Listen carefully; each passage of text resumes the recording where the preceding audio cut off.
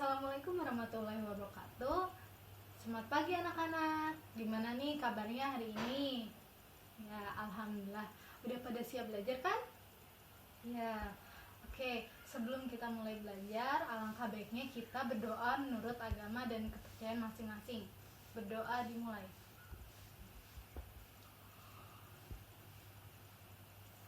Selesai. Ya. Ada yang tahu nggak hari ini kita akan bahas materi apa?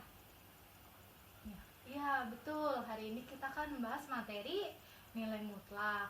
Nah, apa sih nilai mutlak tuh? Ada yang tahu nggak nilai mutlak tuh apa? Ya, nilai mutlak selalu bernilai positif. Nah, ya, betul. Jadi, dalam nilai mutlak tidak mengenal arah. Entah itu mau ke kanan ataupun mau ke kiri, dia selalu bernilai positif. Nah, simbol dari nilai mutlak tuh seperti ini. Nah, ada yang tahu nggak manfaat dari mempelajari nilai mutlak itu apa?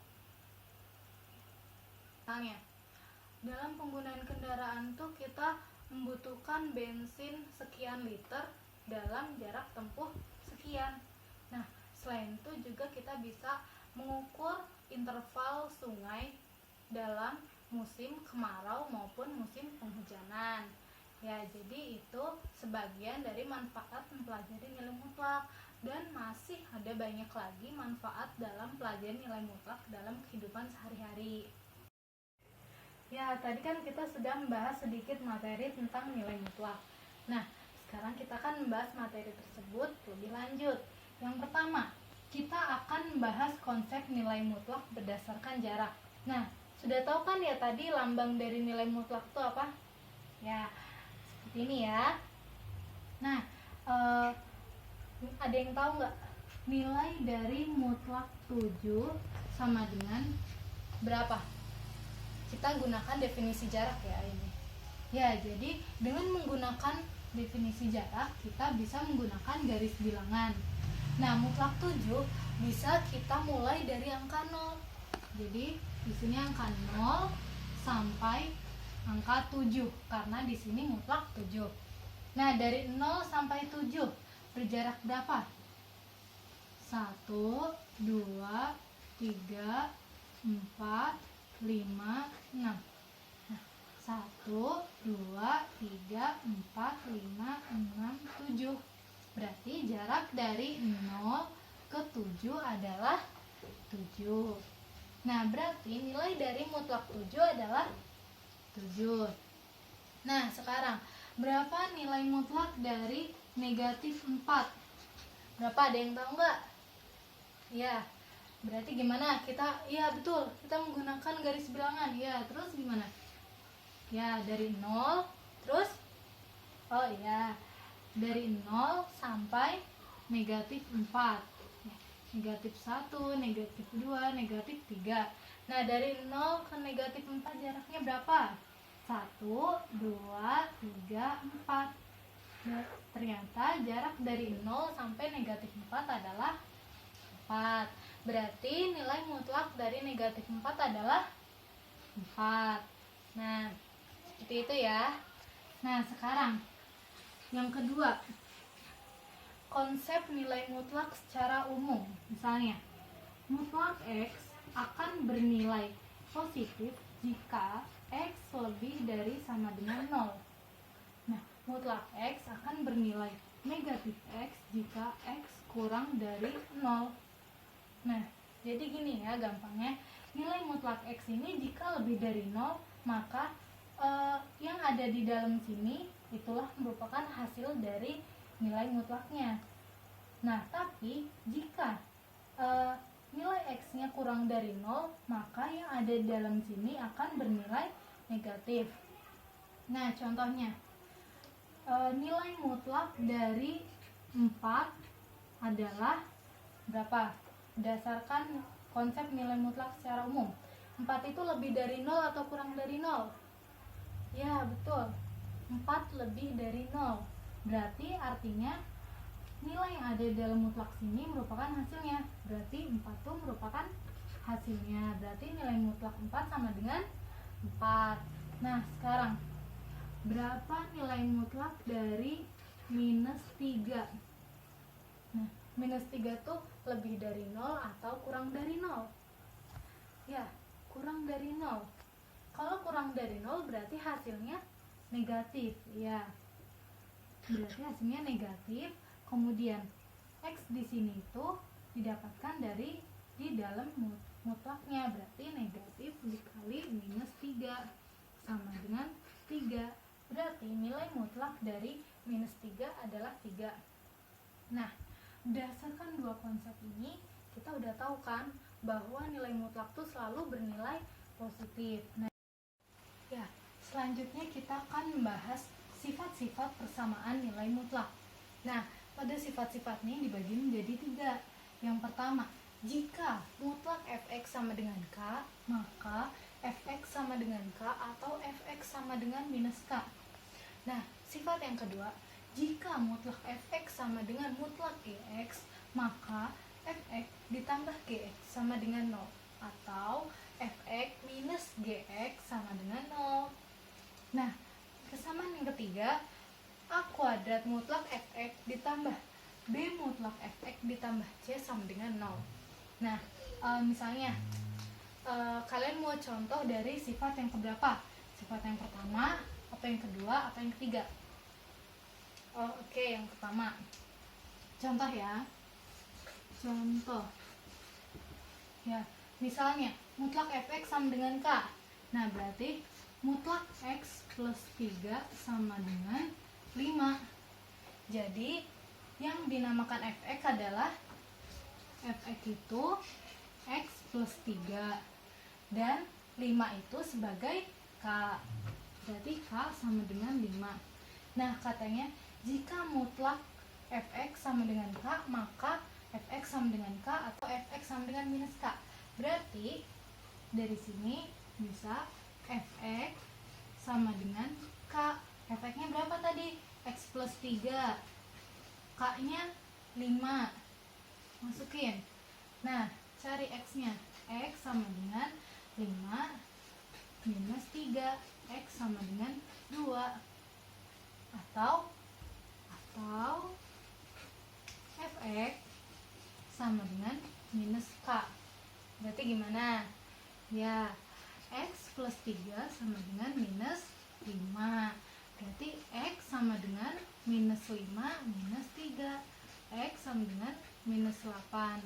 Berarti nilai x yang memenuhi x mutlak x plus 3 sama dengan 5 adalah x sama dengan 2 atau x sama dengan minus 8. Ya, selanjutnya ada sifat-sifat pertidaksamaan nilai mutlak. Nah, sifat-sifat pertidaksamaan nilai mutlak itu dibagi menjadi 4. Yang pertama, jika mutlak fx kurang dari k, maka negatif k kurang dari fx kurang dari k. Sifat yang kedua, mutlak fx lebih dari k, maka fx kurang dari negatif k atau fx lebih dari k. Nah, sifat yang ketiga, mutlak fx kurang dari mutlak gx, maka fx ditambah gx dikali fx minus gx kurang dari 0. Ya. Selanjutnya, sifat yang keempat yaitu mutlak fx lebih besar dari mutlak gx, maka fx ditambah gx dikali fx minus gx lebih dari 0. Ya. Jadi, tadi kan kita udah membahas apa aja. Yang pertama, kita udah membahas konsep nilai mutlak berdasarkan jarak. Yang kedua, konsep nilai mutlak secara umum. Yang ketiga, sifat-sifat persamaan nilai mutlak. Dan yang keempat, sifat-sifat pertidaksamaan nilai mutlak. Nah, sekarang ibu punya alat peraga yang dinamakan dengan papan nilai mutlak. Nah, dengan menggunakan papan nilai mutlak ini kita bisa menentukan nilai X yang memenuhi suatu nilai mutlak tersebut. Nah, misalnya di sini ibu punya soal tentukan nilai X yang memenuhi mutlak 2X plus 2 sama dengan 4. Nah, kita bisa mencari nilai X tersebut dengan menggunakan papan nilai mutlak. Nah, caranya gimana? Ya, jadi ini kan mutlak 2X plus 2 sama dengan 4. Berarti kita tempelin nih 2X plus 2 sama dengan 4. Nah, udah sama kan? 2X plus 2 sama dengan 4. Tuh, udah sama kan? Nah, kita mau mencari nilai X. Berarti kita biarkan nilai yang ada koefisien X-nya ini di sebelah kiri. Dan yang tidak ada koefisien X-nya itu di sebelah kanan. Nah, gimana caranya? Berarti kita harus mengurangi nilai negatif 2 pada kedua ruas.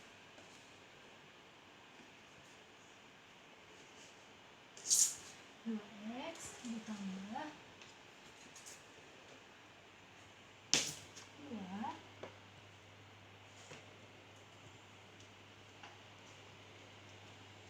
tambah, karena biar 2 nya hilang berarti kita harus ditambah negatif 2. Ya, ditambah negatif 2. Karena sebelah kiri ditambah dengan negatif 2 berarti ruas kanan ditambah dengan negatif 2.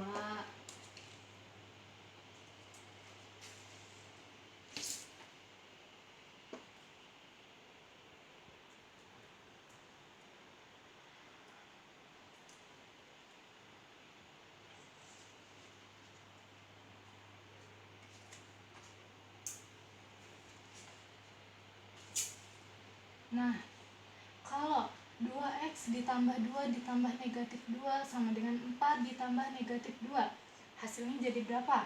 2 ditambah negatif 2 berapa? Ya, 0. Berarti sisa 2X. Ya, ruas kiri sisa 2X. Nah, sekarang ruas kanan. 4 ditambah negatif 2. Hasilnya berapa? Ya, betul, 2. Hasilnya 2.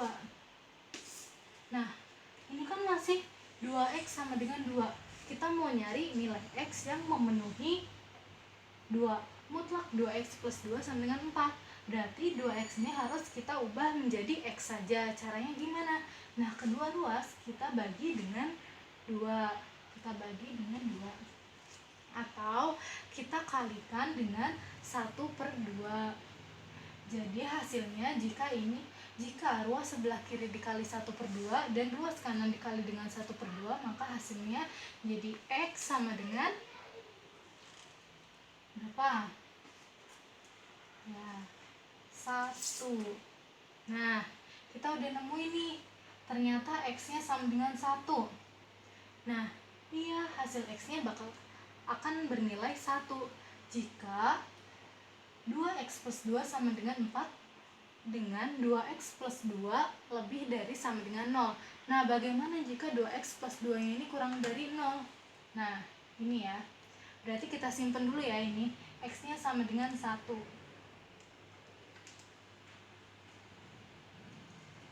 X sama dengan 1. Nah, sekarang kita buat. Jika 2X plus 2-nya negatif ya. Berarti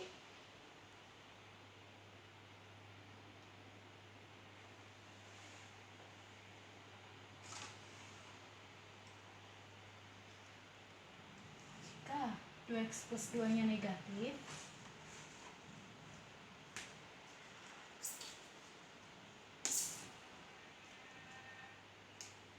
kita kasih buka tutup kurung ya di sebelah sini. Nah, jadi seperti ini kan, negatif 2X plus 2 sama dengan 4. Nah, ini kita copot terlebih dahulu ya.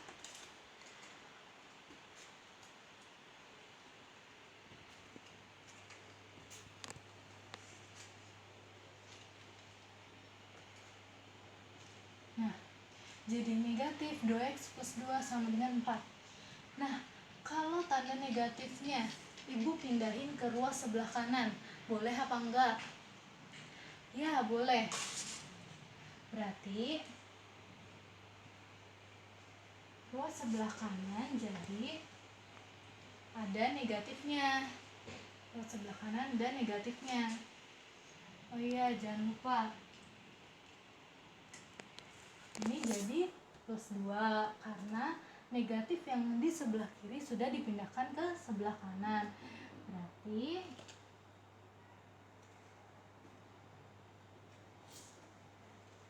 nah, jadi seperti ini. 2x plus 2 sama dengan negatif 4. Ini kita copot ya, biar nggak bingung ya. Ya, kita copot. Nah, gimana caranya biar kita mendapatkan nilai x saja? Berarti sama kayak tadi. Berarti ruas sebelah kiri harus ditambah dengan negatif 2 dan ruas sebelah kanan harus ditambah dengan negatif 2. 2x ditambah 2 ditambah 2 kemudian ditambah dengan negatif 2. Ya, ini ya. Ini kita copot. Jadi, negatif 4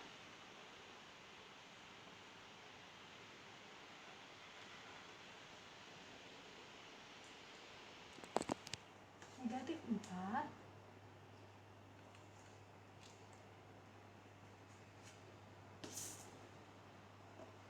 ditambah, karena ruas sebelah kiri ditambah dengan negatif 2, maka ruas sebelah kanan kita tambah dengan, ya betul, negatif 2. Ya, jadi 2x ditambah 2 ditambah negatif 2 hasilnya sama dengan, ya, 2x. Betul. Negatif 4 ditambah negatif 2 hasilnya berapa? Ya, betul, negatif 6.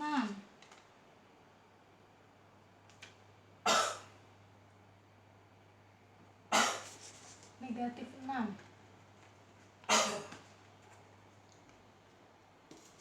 Nah, kita kan baru ketemu 2x sama dengan negatif 6. Kita mau mencari nilai x-nya saja. Berarti gimana caranya? Nah, berarti kedua ruas kita kalikan dengan 1/2. Nah, kita kalikan dengan 1/2. Jadi hasilnya x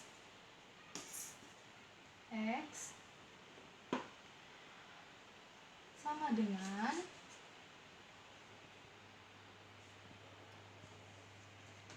negatif 6 dikali 1/2 hasilnya berapa?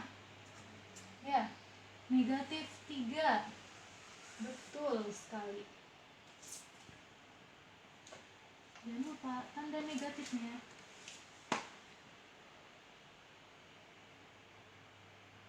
Ya, negatif 3. Jadi, tadi apabila 2x plus 2-nya bernilai positif, hasil x-nya berapa? 1. Iya, betul. Nah, sekarang kalau nilai 2x plus 2-nya kurang dari 0, hasil x-nya berapa? Minus 3. Iya. Jadi, nilai x yang memenuhi mutlak 2x plus 2 sama dengan 4 berapa? Ya, betul. HP sama dengan 1, minus 3.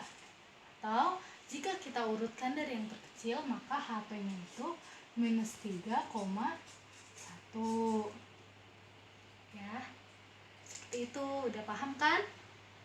Ya, bagus. Ya, jadi kan tadi kita sudah membahas materi. Kemudian Ibu sudah memberi contoh cara menggunakan alat peraga papan nilai mutlak. Nah, sekarang sudah dibentukkan kelompoknya. Ya, nanti Ibu akan membagikan alat peraga dan lembar kerja siswa. Nah, lembar kerja siswa ini diisi dalam waktu 10 menit ya. tidak boleh lebih dari itu. Nah, untuk mengerjakan lembar kerja siswa perlu dibaca terlebih dahulu petunjuk pengerjaannya, dan pada lembar kerja siswa ini terdiri dari 3 soal. Nah, jika ada yang belum paham dapat ditanyakan oleh Ibu. Nah, sekarang Ibu akan membagikan lembar kerja dan alat peraganya terlebih dahulu ya. Tadi kan kita sudah mempelajari materi nilai mutlak, sudah menggunakan alat peraga untuk mencari hasil X dari nilai mutlak. Kemudian kita sudah mengerjakan lembar kerja siswa. Dari semua yang telah kita pelajari hari ini, apa kesimpulan dari semuanya? Ya, jadi pertama, kita tadi telah membahas tentang materi nilai mutlak. Ada 4 yang kita bahas. Pertama, konsep dasar nilai mutlak berdasarkan jarak. Kemudian, yang kedua, konsep dasar nilai mutlak berdasarkan secara umum. Kemudian, yang ketiga, sifat-sifat persamaan nilai mutlak. Nah, sifat-sifat persamaan nilai mutlak itu dibagi menjadi 3. Yang pertama, mutlak fx sama dengan k, maka fx sama dengan k atau fx sama dengan minus k. Sifat yang kedua, mutlak fx sama dengan mutlak gx, maka fx ditambah gx sama dengan 0 atau fx dikurang gx sama dengan 0. Kemudian sifat yang ketiga, a kuadrat mutlak fx ditambah b mutlak fx ditambah c sama dengan 0. Nah, kemudian yang keempat kita sudah mempelajari sifat-sifat pertidaksamaan nilai mutlak. Nah, sifat-sifat pertidaksamaan nilai mutlak ini dibagi menjadi 4. Yang pertama, mutlak fx kurang dari k, maka negatif k kurang dari fx kurang dari k. Yang kedua, mutlak fx lebih dari k, maka fx lebih dari k atau fx kurang dari k.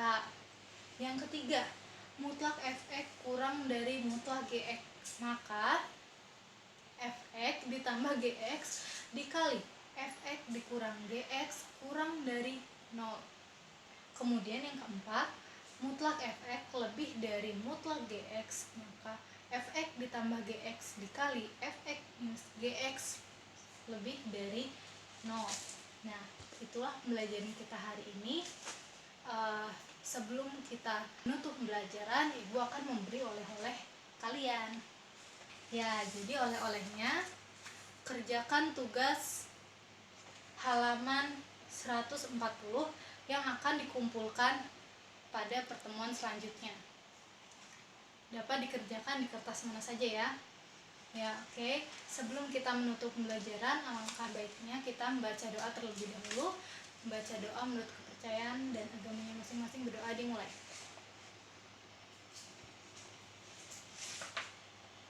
Selesai. Oke, mungkin cukup sekian pembelajaran hari ini. Kurang dan lebihnya mohon maaf.